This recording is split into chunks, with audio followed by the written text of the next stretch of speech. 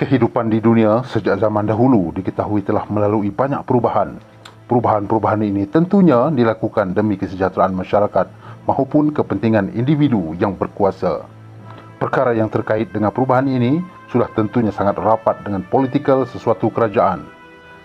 Sesebuah fahaman atau ideologi yang dianuti oleh setiap masyarakat memang memberikan pengaruh yang kuat untuk mendorong mereka bebas dari cengkaman pemerintahan yang kejam dan menindas rakyat bawahan. Justru, ideologi itu berjaya mencerahkan sehingga disebut-sebut sebagai satu penyelesaian untuk kehidupan yang lebih baik dan saksama. Namun, seiring beredarnya waktu, ideologi ini tidak lagi relevan dengan memuncaknya perekonomian berdasarkan perdagangan antarabangsa yang tidak terbatas. Kita akan kupaskan seperti manakah ideologi komunisme yang pernah mewarnai hampir seluruh daratan di atas peta dunia dengan warna merah serta bagaimana ianya berkembang. Bertahun-tahun yang lampau, komunisme telah mendominasi sistem ekonomi yang diterapkan ke banyak negara di dunia, merantasi Timur Eropah, Asia dan sebahagian kecil Afrika. Namun, apakah itu komunisme? Bagaimanakah ianya bermula? Marilah kita merungkaikan persoalan-persoalan yang sering ditanya oleh para subscriber channel Jambo Buana. Sebelum kita melompat ke isi video, sila tekan pada butang subscribe agar kami terus bersemangat untuk menghasilkan konten-konten yang menarik di masa hadapan. Di era moden ini, idea komunis telah diilhamkan oleh falsafah Jerman, yaitu Karl Marx dan Friedrich Engels. Mereka berdua telah menulis sebuah buku ringkas yang juga dikenali sebagai Communist Manifesto. Di dalam buku ini terkandung cadangan-cadangan yang mana satu hari nanti orang yang berada di kasta kelas rendah atau kelas pekerja yang juga disebut sebagai proletariat sepatutnya bangkit dan menggulingkan majikan yang terdiri daripada golongan-golongan orang bangsawan yang kaya raya. Di antara isi kandungan utama di dalam manifesto itu ialah penghapusan hak milik persendirian, cukai pendapatan progresif yang berat, penghapusan hak harta pusaka, rampasan hak pemilikan harta, kewujudan bank pusat, sistem komunikasi dan pengangkutan milik penuh kerajaan, kilang dan kawasan pertanian dimiliki kerajaan, golongan-golongan pekerja dikawal kerajaan perancangan serantau dan peladangan, dikopratkan, pendidikan di bawah kawalan kerajaan. Dengan alasan itu, golongan para pekerja atau proletariat ini hendaklah mengubah struktur kemasyarakatan secara menyeluruh. Salah satu kunci utama di dalam konsep komunisme ialah kelas-kelas kemasyarakatan. Komunisme itu sendiri berasal dari bahasa Latin, yaitu communis, yang bermaksud share ataupun berbahagi. Pernyataan tersebut merujuk kepada masyarakat di Perancis yang dianggap sebagai masyarakat komunis pertama sejak abad keempat sebelum Masehi. Dalam gambaran yang ideal, Plato di dalam bukunya Republik menyatakan terdapat sebuah kelas pelindung yang mengabdikan diri untuk melayani kepentingan seluruh komuniti. Justru pemilikan barangan pribadi menurut Plato akan merosakkan pemiliknya dengan keegoan dan cenderung untuk menjadi sombong dan bongkak. Selain itu, satu contoh yang mudah ialah jika sebuah komuniti kecil yang keluar untuk memburu, maka hasil buruan mereka hendaklah dibagikan sama rata dengan seluruh individu di dalam komuniti tersebut. Perkara tersebutlah yang memacu perhatian kerajaan komunis untuk menentang apa jua bentuk perbezaan kelas hidup atau menyuntik semangat ideologi komunisme kepada semua penganut mereka.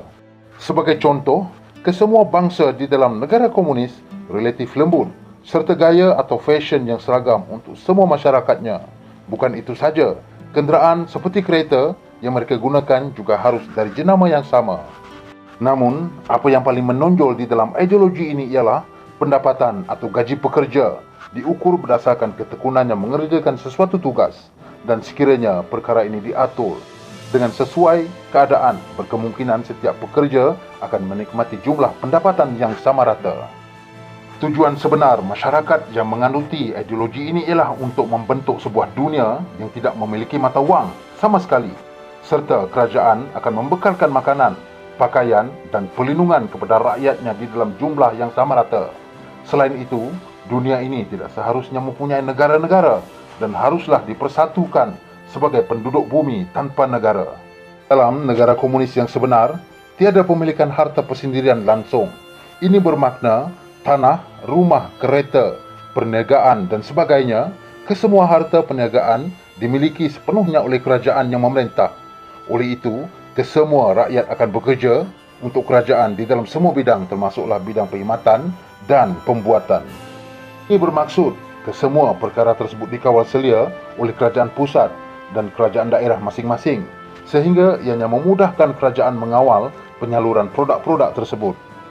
Berkenaan argumentasi Marx dan Engels ini telah disambut baik oleh golongan-golongan kelas pekerja, menyebabkan populariti Marx dan Engels melonjak pada akhir tahun abad ke-19. Namun begitu, pada tahun 1917, sekumpulan komunis di Rusia yang dikenali sebagai Bolsheviks memulakan revolusi. Setelah revolusi itu, akhirnya komunis dapat menggulingkan kerajaan Rusia dan terbentuklah sebuah kerajaan yang dikenali sebagai Kesatuan Soviet atau Soviet Union. Untuk sekian lama, Kesatuan Soviet merupakan satu-satunya negara komunis di dunia. Walau bagaimanapun, ekoran daripada Perang Dunia Kedua, banyak negara lain di Eropah Timur mengikuti jejak Soviet dengan membentuk negara komunis bagi menggantikan sistem pemerintahan dan politik yang sedia ada. Negara-negara yang dimaksudkan ialah Poland, Jerman Timur, Czechoslovakia, Hungary, Bulgaria dan Romania.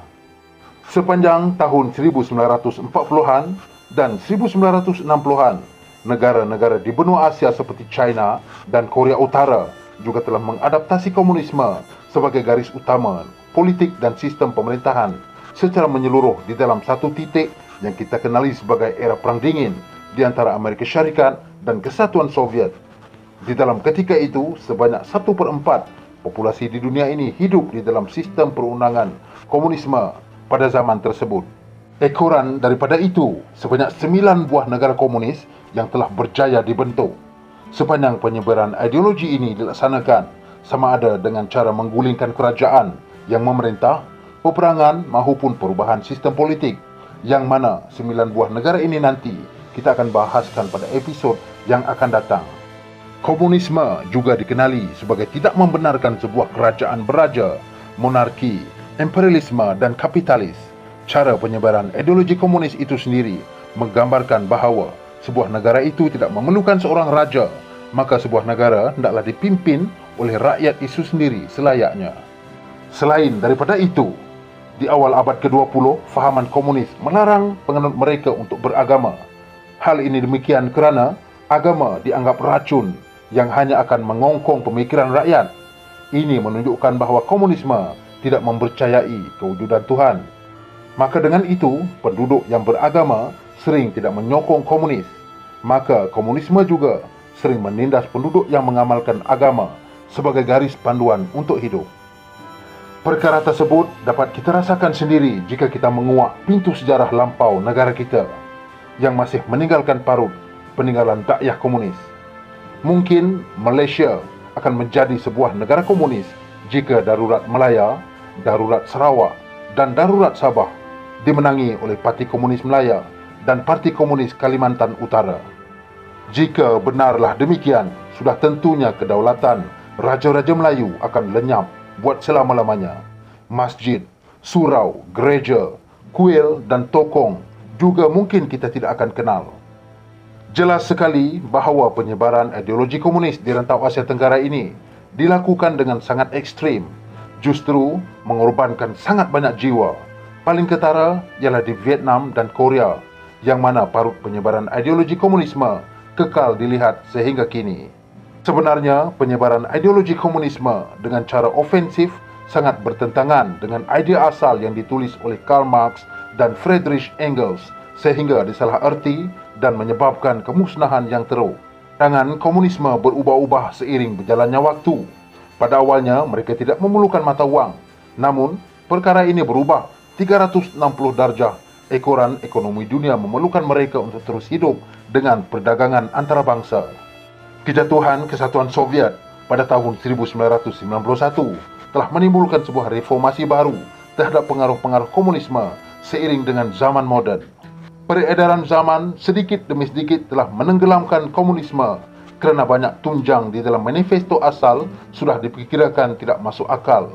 Antara negara yang masih mengamalkan ideologi komunis seperti China dan Cuba telah membuat pembaharuan dengan membenarkan pemilikan harta dan perusahaan. Walaupun tidak lagi mengamalkan tunjang asal komunisme, namun mereka masih menamakan parti politik utama negara sebagai Parti Komunis yang sedang memerintah. Sehingga kini, masih tersisa 5 buah negara yang menganggap diri mereka sebagai sebuah kerajaan komunis. Namun, hakikatnya mereka tidak lagi menjalankan 10 tunjang utama di dalam manifesto komunis. Apakah pendapat anda tentang komunisme ini? Adakah ianya sesuai digunakan di negara kita yang berbilang kaum, bangsa dan agama yang hidup penuh rukun harmoni dan bersatu padu di dalam sebuah negara yang besar? Sila tuliskan pandangan anda di ruangan komen. Terima kasih dan selamat menonton.